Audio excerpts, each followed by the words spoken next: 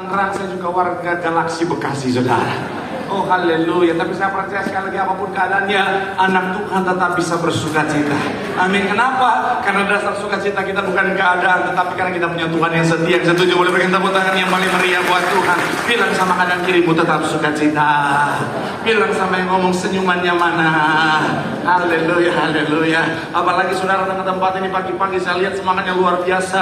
Saya mau bilang saudara-saudara, orang-orang yang cinta Tuhan, orang yang cinta Tuhan, setia sama Tuhan, janji Tuhan, hidupnya anak cucunya pasti diberkati Tuhan. Sekali lagi tepuk tangan yang paling meriah buat Tuhan. Sama-sama bilang sama saya, aku pasti diberkati Tuhan. Anak cucuku pasti diberkati Tuhan. Bilang kanan kirimu, kamu juga pasti diberkati Tuhan. Bilang sama yang ngomong, semangat. Tepuk tangan yang paling meriah buat Tuhan. Haleluya.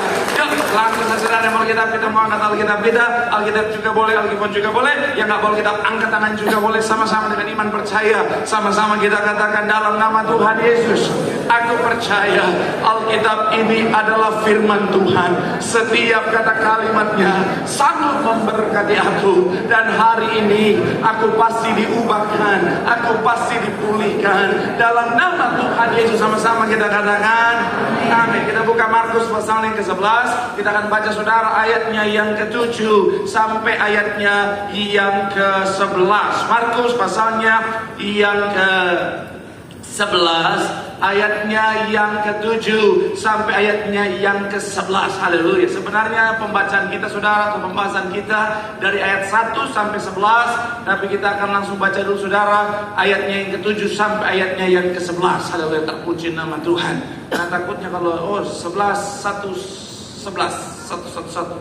ada banyak anak Tuhan belum bertobat sungguh-sungguh. Wah, nomor cantik nih. Apakah ini sebuah pertanda? Oh, darah Yesus, cepat bertobat. Haleluya. Yuk, yang sudah di sana Markus pasalnya yang ke-1 ke-11, ayatnya yang ke-7 sampai ayatnya yang ke-11. Yang sudah di sana boleh bilang aku diberkati Tuhan.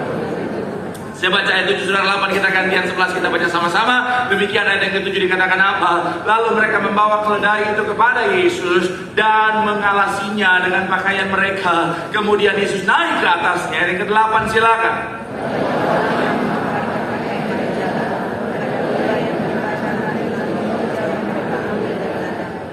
Ayat yang ke-9, orang-orang yang berjalan di depan dan mereka mengikuti dari belakang berseru, Hosana, diberkatilah dia yang datang dalam nama Tuhan. Ayat ke-10 silakan.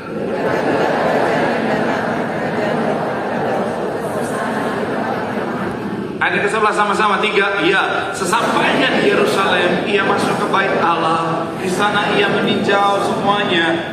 Tapi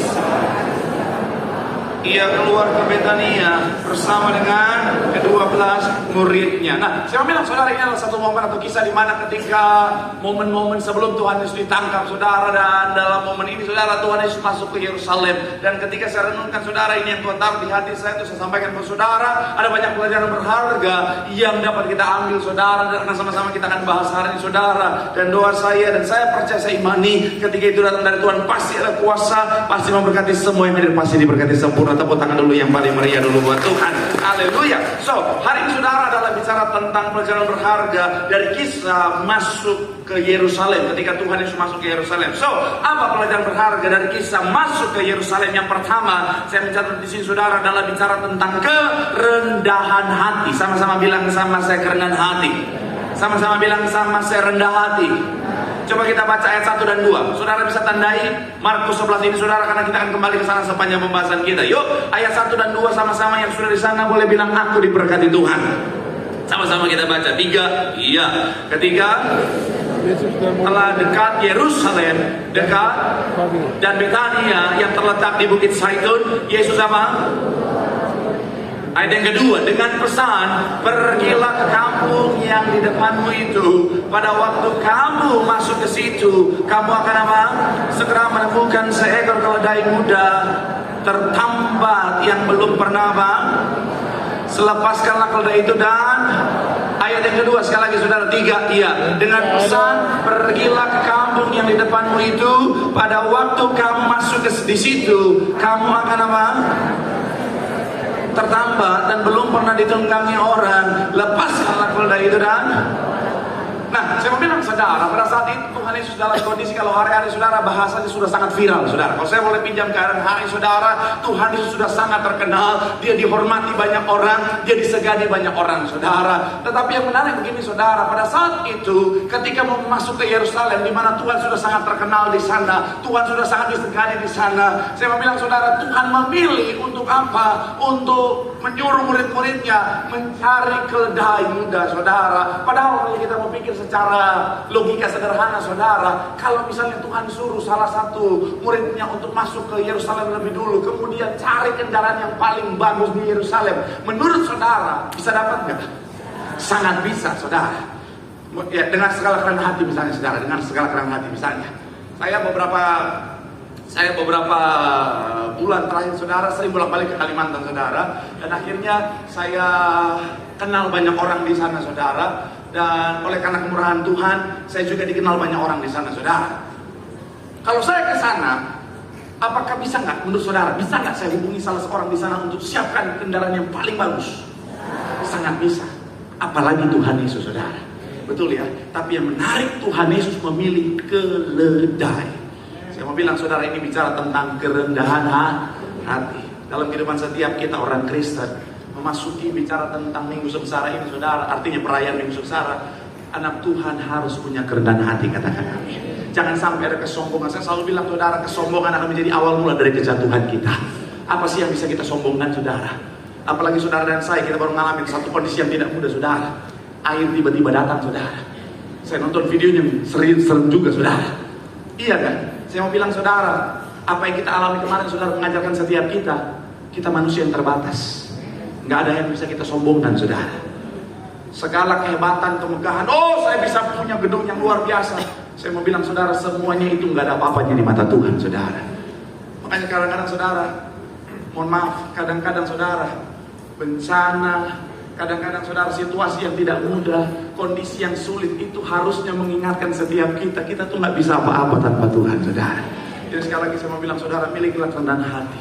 Saya tahu, saudara, setiap orang punya potensi kesombongan, betul ya? Sadar nggak sadar, setiap orang punya potensi kesombongan. Tapi pesan saya pagi hari dari firman Tuhan, jangan kasih makan kesombongan itu, saudara. Karena kesombongan kalau kita kasih makan, dia akan tambah besar dan akhirnya menguasai hidup kita, saudara. Tapi kalau kesombongan langsung kita nggak kasih makan, saudara, kita akan tetap jadi orang yang rendah hati di hadapan Tuhan, katakan amin. Karena awal mula dari kejantungan, Alkitab bilang, adalah tinggi hati. Nggak ada orang hebat, kalau dia udah sombong, tinggal tunggu waktu, pasti jatuh, saudara. Tapi nggak ada orang yang terlalu lemah sehingga Tuhan nggak bisa angkat dia. Tapi salah satu syarat Tuhan akan angkat seseorang ketika dia punya yang namanya kerendahan hati. Rendahkan dirimu di hadapan Tuhan, miliki kerendahan hati, janji Tuhan angkat naik dan diberkati. Tepuk tangan yang paling meriah buat Tuhan. Bilang sama kanan kirimu, rendah hati. Bilang sama yang ngomong, jangan sombong.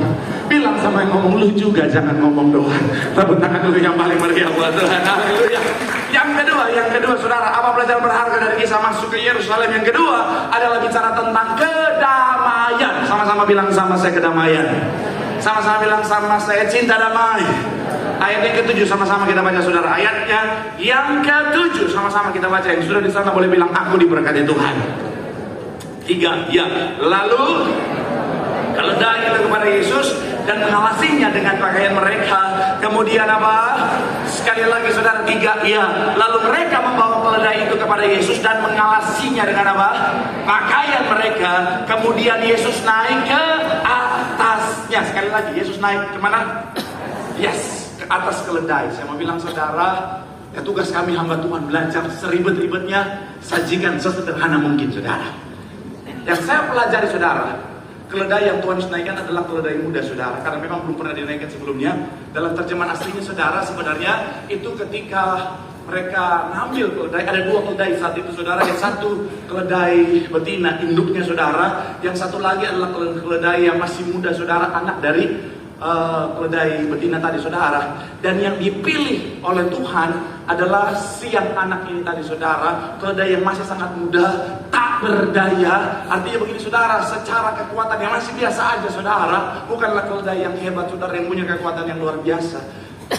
Dan pada masa itu keledai adalah lambang dari kedamaian, saudara. Kok bisa gitu? Kenapa? Karena keledai nggak pernah dipakai untuk berperang, saudara. Saudara bisa bayangin kalau misalnya keledai yang dipakai untuk berperang, misalnya ada jenderal perang naik keledai, serbu,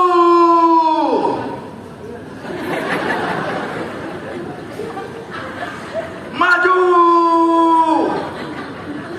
lama banget Pak, nyampe. Saya mah itu, saya mah sudah lah. Iya kan? Pada masa itu yang dijadikan lambang peperangan karena memang sesuai dipakai pada saat perang adalah kuda. Tapi Tuhan pilih keledai. Bisa nggak Tuhan suruh cari kuda? Bisa. Bahkan kalau ada Alphard waktu itu bisa ada Alphard, saudara. Tapi Tuhan pilih keledai karena yang kedua Tuhan mau menyatakan kepada orang-orang di sana bahwa Dia datang membawa damai karena Dia Raja Karena kalau saudara pelajari, saudara, pada saat itu saudara, mereka masih berpikir bahwa apa? Tuhan Yesus adalah raja secara politik, betul kan? Jadi mereka berpikir bahwa Tuhan akan memimpin pemberontakan untuk mengalahkan para penjajah Romawi pada saat itu, saudara. Dan mereka punya harapan Tuhan Yesus akan memimpin tentara yang besar untuk apa? Membebaskan mereka dari penjajahan manusia, dunia pada saat itu. Padahal Dia adalah raja damai untuk mendamaikan manusia dengan Allah oleh karena manusia dijajah oleh dosa, betul? Nah, makanya sekali lagi saya bilang, saudara, Tuhan datang dengan keledai, Dia membawa damai. Anak Tuhan harus bawa damai. Cuma 3 orang yang bilang amin. Haleluya. Shalom. Yang anak Tuhan boleh lambaikan tanganmu, bilang kanan kirimu bawa damai. Tepuk tangan dulu yang paling meriah buat Tuhan. Karena mohon maaf pada anak Tuhan ngakunya anak Tuhan. Kalau bicara dikit-dikit shalom, haleluya, puji Tuhan, praise the Lord. Kalau ngomong dikit-dikit, Matius 2 ayat 1, Kejadian 4 ayat 3. Tapi mohon maaf dikit-dikit berantem sama orang. Ini mohon maaf ya, katanya anak Tuhan, ya Tuhan Yesus, dikit-dikit berantem sama orang. Tata-tatapan apa kau?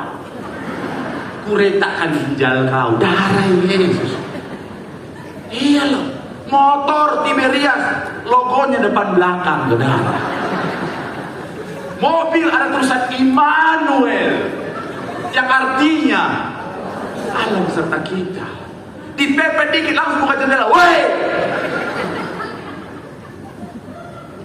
Selalu, saya percaya di sini nggak ada yang ngaku mah. Saya mau bilang anak Tuhan harus bawa damai, amin. Saya mau bilang, saya juga ngalamin kondisi yang tidak mudah di jalanan ini, kan, betul kan? Apalagi jamnya pulang kantor, saudara, darah Yesus. Dan saudara harus ingat, saya juga orang Manado, saudara. Orang Ambon, Batak, Papua, ada darah-darah Petrus yang mengalir di dalam tubuhnya. Kadang-kadang khotbah ini ada opung-opung komplain sama saya, bukan darah Petrus, darah Yesus dong. Siap opung. Kalau udah opung-opung jangan dilawan. Ada opung-opung, periksa darah ke dokter. Dokter tanya, opung golongan darah apa? Golongan karya. Nggak ada opung. Nggak ada opung. Golongan darah itu A, B, AB, O, O. Kalau gitu opung darah Y. Kok darah Y opung? Darah Yesus. Emang dokter mau lawan darah Yesus yang sudah tebus darah opung? Luar biasa. Akhirnya dokter gak kalah pintar, cuma Tiberias BTP sesi pertama. Dokter bilang, oh darah Yesus itu darah O. Hah? Dari mana dokter itu? Ada lagunya. Oh darah Tuhanku, opung menyerah. Saya mau bilang ya, ini darah Petrus juga kadang-kadang ada. Tapi saya harus ingat, oh saya anak Tuhan harus bawa damai, amin. Makanya sekalipun udah emosi, kalaupun memang darah udah naik, saya buka jendela. God bless you. Shalom bapak-bapak.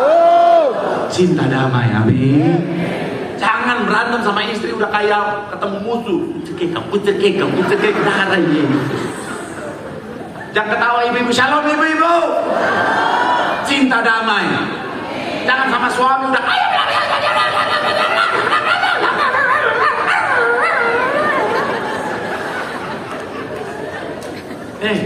Cinta damai, Bu, amin. Kita diciptakan dari debu dan tanah, bukan tanah sengketa, amin. Bilang sama kanan kiri, mau cinta damai. Bilang sama yang ngomong juga, jangan ngomong doang. Tepuk tangan dulu yang paling meriah buat Tuhan. Yang ketiga, imam mesti bersiap-siap, saudara. Yang ketiga, apa pelajaran berharga dari kisah ketika Tuhan Yesus masuk ke Yerusalem? Yang ketiga adalah bicara tentang kemuliaan. Sama-sama bilang sama saya, kemuliaan. Ayat 8 dan 10 sama-sama kita baca. 8 dan 10 yang sudah di sana boleh bilang, aku diberkati Tuhan. 3, iya, banyak. Ada pula yang menyebarkan ranting-ranting hijau yang mereka ambil dari apa? Ayat ke-9, orang-orang berjalan di depan mereka. Depan dan mereka apa? Mengikuti dari belakang berseru, Hosana, Ayat ke-10 dikatakan apa?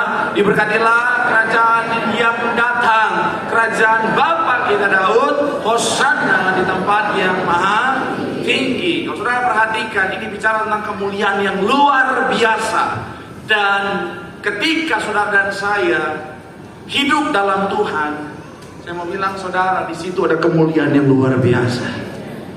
Pesan saya saudara dari pengalaman yang Tuhan izinkan terjadi di depan saya, dari apa yang saya baca dalam firman Tuhan, jangan mengejar kemuliaan pribadi.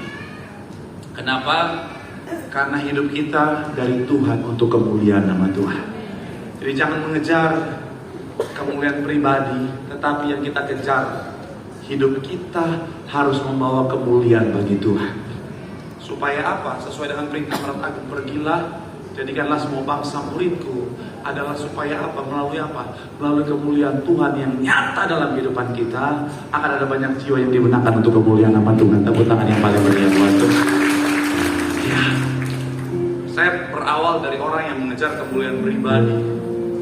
Maksudnya apa? Tahun 2007 saya nyampe ke Jakarta. Dalam pikiran saya harus jadi artis. Kejar. Karena apa ya? Saya rindu untuk sukses, untuk jadi berkat buat keluarga. Tapi yang saya kejar waktu itu jujur, kemuliaan, ketenaran pribadi saya. Tapi Tuhan didik saya, Tuhan ajar saya sampai satu titik saya ditegur sama Tuhan. Tuhan bilang, yang kamu minta untuk kemuliaanku atau kemuliaanmu? Oh, ditampar. Iya ya, yang saya kejar kemuliaan saya. Akhirnya saat itu saya mulai belajar untuk dari Tuhan untuk Tuhan, untuk kemuliaan nama Tuhan. Saya hidup dengan fokus kemuliaan Tuhan. Kabar baiknya, dalam Tuhan ada kemuliaan. Ketika kita hidup untuk kemuliaan nama Tuhan, kita tinggal dalam Tuhan, kemuliaan dunia akan mengikuti kita, saudara. Jadi hiduplah untuk kemuliaan nama Tuhan. Saya selalu mengalami Tuhan. Iya ya. Tapi ini jadi reminder kita. Ketika kita menerima kemuliaan dalam Tuhan, ingat semua itu karena kemuliaan Tuhan ada dalam diri kita. Karena banyak orang ketika kemuliaan Tuhan luar biasa atas dia, lupa diri. Dia pikir karena dia, oh semua karena saya, semua kehebatan ini karena saya, semua jabatan berkat ini karena saya. Padahal mohon maaf, Tuhan ingatkan saya, even hamba Tuhan sekalipun, kalau udah mulai merasa pelayanannya hebat karena dia, jemaat banyak karena dia, jemaat terima mujizat karena dia, itu akan menjadi awal mula kejatuhan hamba Tuhan itu. Ada banyak hamba Tuhan merasa bahwa oh, ini jemaat ramai karena saya, karena Tuhan bos. Gembala sidang bilang apa? Yang menggerakkan hati jemaat untuk datang ke gereja adalah Roh Kudus Tuhan. Kalau Tuhan gak gerakkan hati saudara, saudara gak mungkin ada di tempat ini, betul ya? Mungkin saudara lagi capek, lagi dalam keadaan yang tidak mudah, atau mungkin lagi puasa. Ya kan kita 1 minggu sebelum itu juga banyak yang puasa tuh. Nanti jangan lupa aja. Tapi saudara datang ke tempat ini, saya mau bilang itu Roh Kudus yang menggerakkan semuanya. Jadi saya selalu kembalikan semuanya untuk kemuliaan nama Tuhan. Dan saya akan tutup saudara dengan apa yang Tuhan juga ingatkan dalam hati saya tentang kemuliaan ini.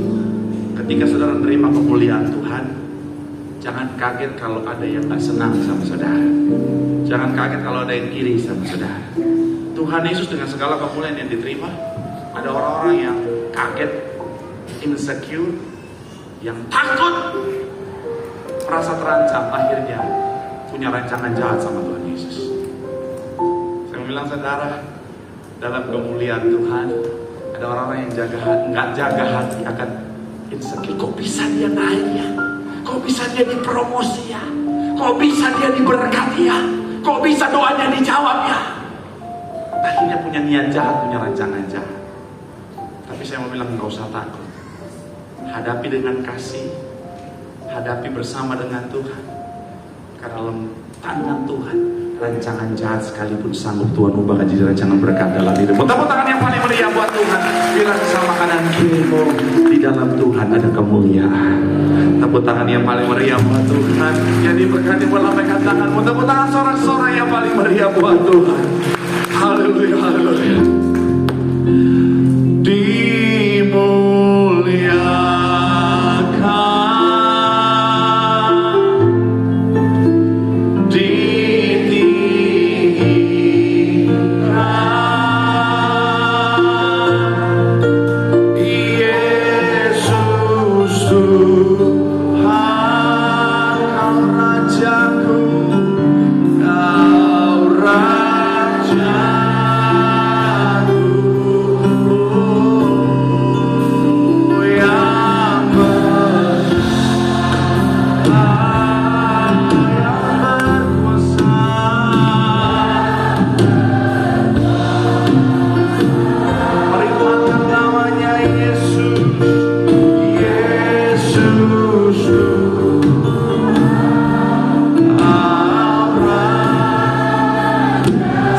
Boleh berikan tepuk tangan yang paling meriah buat Tuhan. Bapa, dalam nama Tuhan Yesus, firman Tuhan sudah disampaikan. Tuhan yang sempurnakan di hati setiap jemaat-Mu. Semua yang hadir pasti diberkati sempurna. Dalam nama Tuhan Yesus yang sudah diberkati, dengan sukacita dengan iman sama-sama kita katakan amin. Tepuk tangan yang paling meriah buat Tuhan.